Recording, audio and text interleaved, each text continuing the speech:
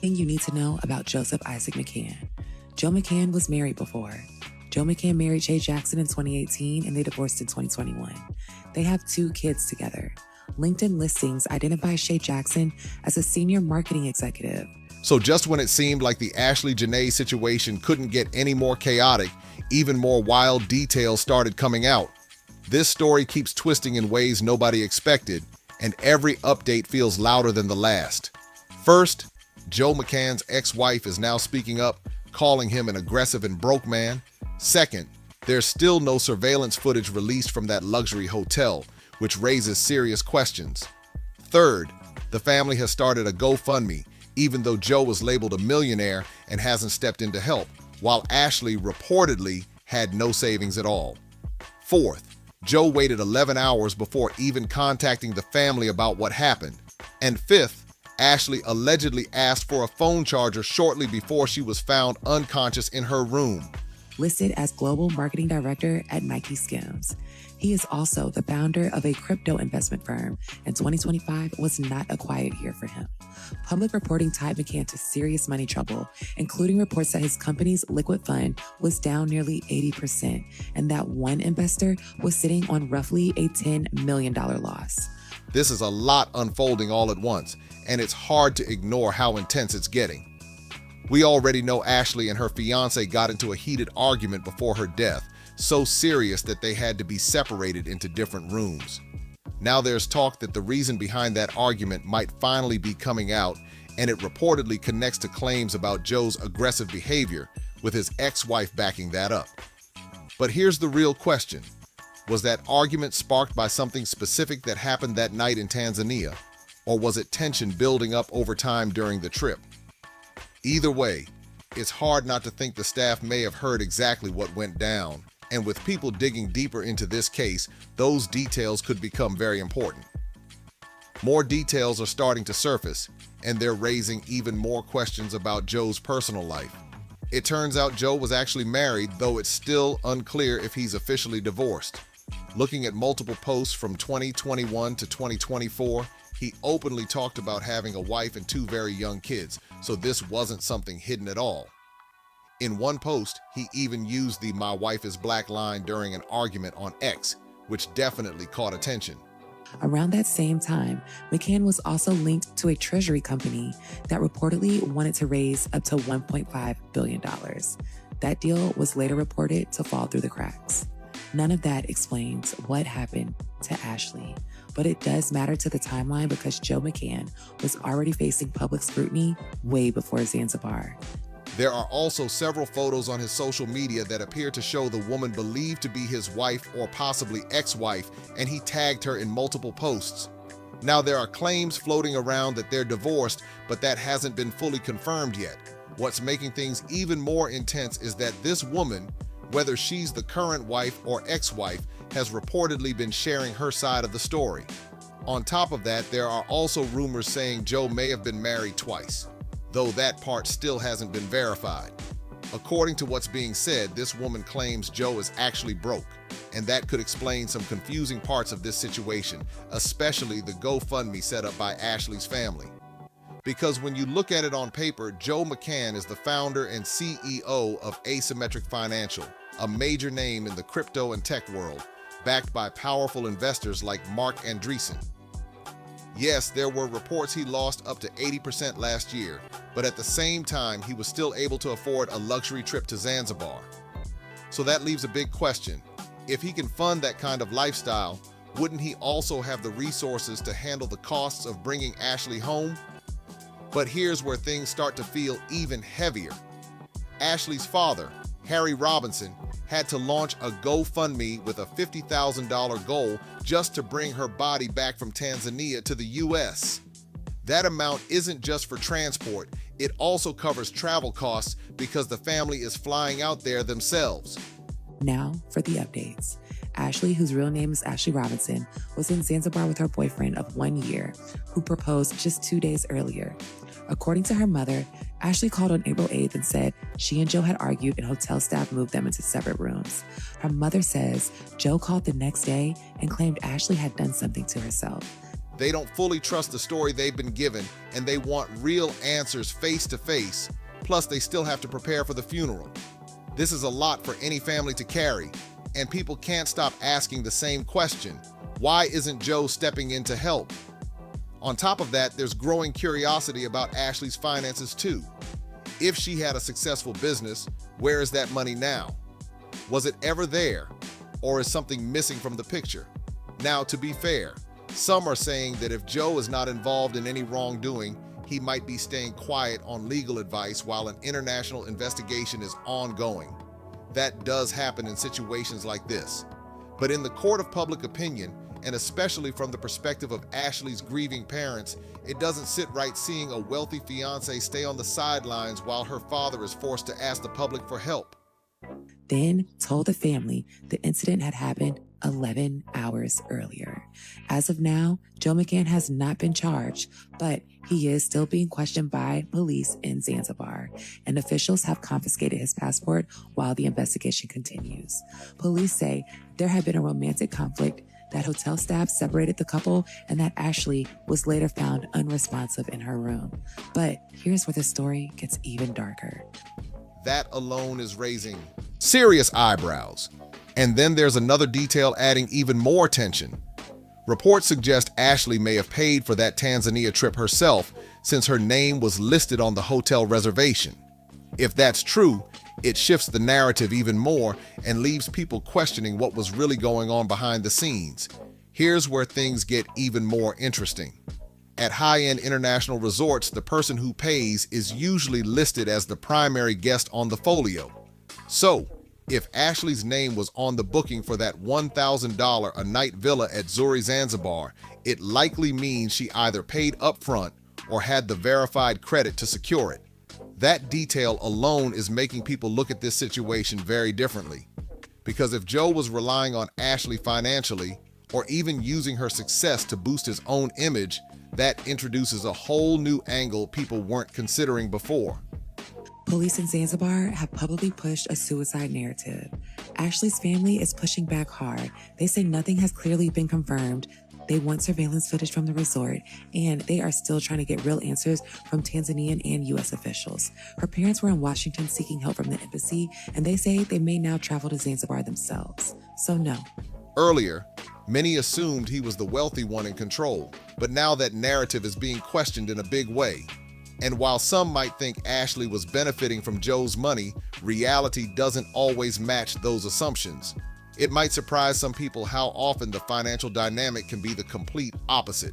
Now, there are also rumors that Joe's ex-wife has been quietly backing up claims that his wealth isn't what it seems.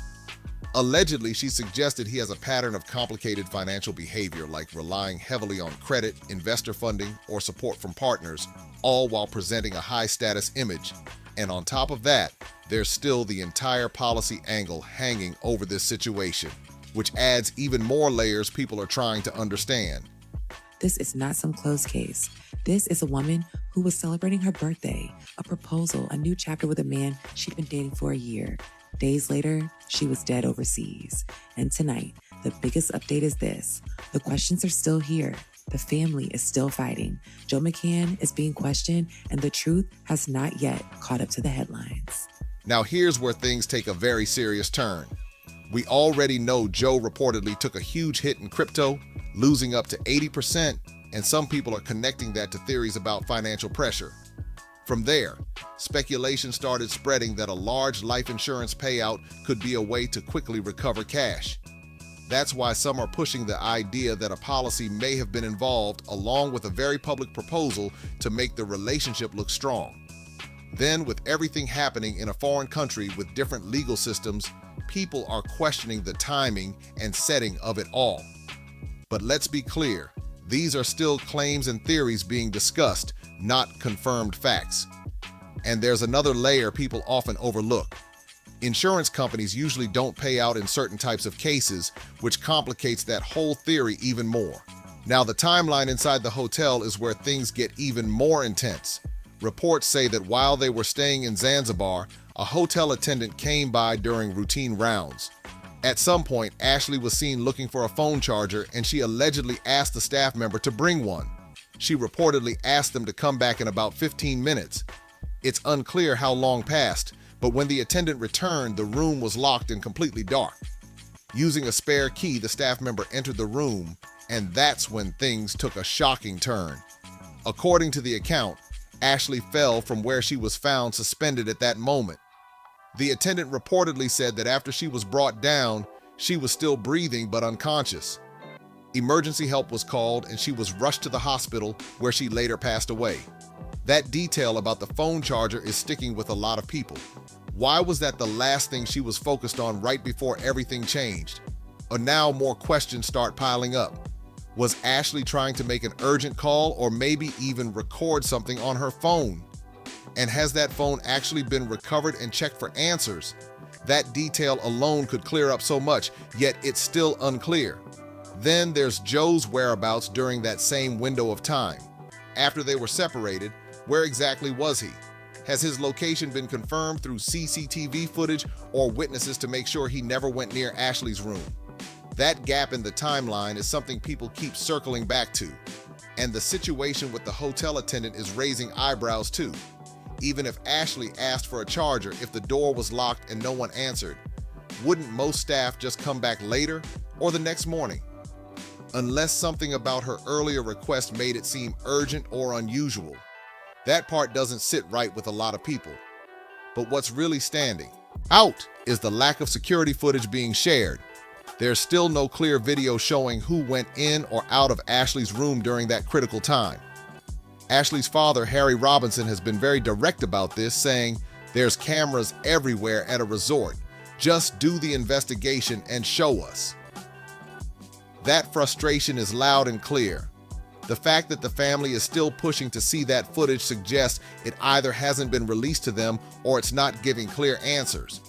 And in a place like Zuri, Zanzibar, where villas can cost over $1,000 a night, people expect high-level security systems in place. At the same time, these luxury resorts are designed to feel private and secluded, with separate villas and bungalows meant to give guests space and exclusivity. But that same privacy can also make situations like this harder to fully piece together, and that's exactly why so many questions are still hanging in the air. So here's another layer to this situation. In most luxury resorts, cameras are rarely placed inside rooms or directly facing private villa entrances. That's done to protect guest privacy. But even with that in mind, there should still be footage of the walkways and common paths showing who came near the room and when. That's standard for places like this. Because of that, some people are starting to question whether footage exists but just hasn't been released. There's even speculation online suggesting it could have been removed or withheld, though there's no confirmed proof of that. And when you're dealing with a case this serious, that kind of uncertainty only makes things feel more intense. There's also talk circulating that Joe may have influenced the situation, but again, those are claims without verified evidence. What we do know is that authorities in Tanzania have publicly stated they are questioning him and holding his passport while waiting for the autopsy results. At the same time, they've made it clear that no criminal charges have been filed, and the case is still under active review. And that brings up another question people keep asking: why is the autopsy taking so long? Delays like that can happen, especially in international cases, but it's still adding to the tension around everything. On top of that, Ashlee's family shared that the first time they realized something was wrong was when Joe called them to say she was in the hospital, but the details he gave were very limited. That moment has stuck with a lot of people because it only adds to the growing list of unanswered questions. The situation gets even more unsettling when you hear what Ashlee's mother shared. She said she asked Joe when and where everything happened, and he told her the incident took place 11 hours before he even reached out to the family. That gap alone is raising serious concern. Then communication suddenly stopped, and the next update didn't even come from him. It came from the hotel, informing them that their daughter had passed away. That sequence of events is something a lot of people can't stop thinking about.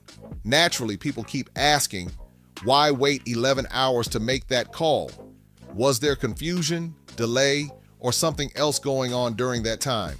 There are a lot of theories being thrown around, but no clear answers yet.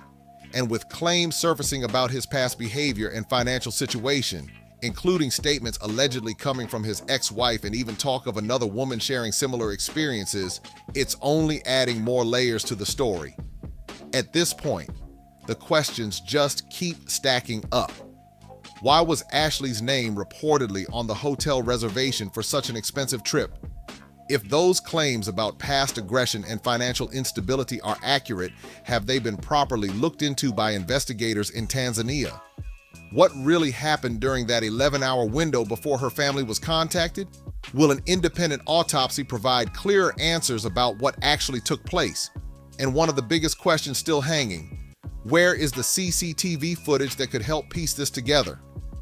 This case has people watching closely, trying to separate facts from speculation and looking for real answers. Share your thoughts below, because a lot about this situation still doesn't add up. Don't forget to like, subscribe, share this with others, and drop your comments. I want to hear your perspective on all of this.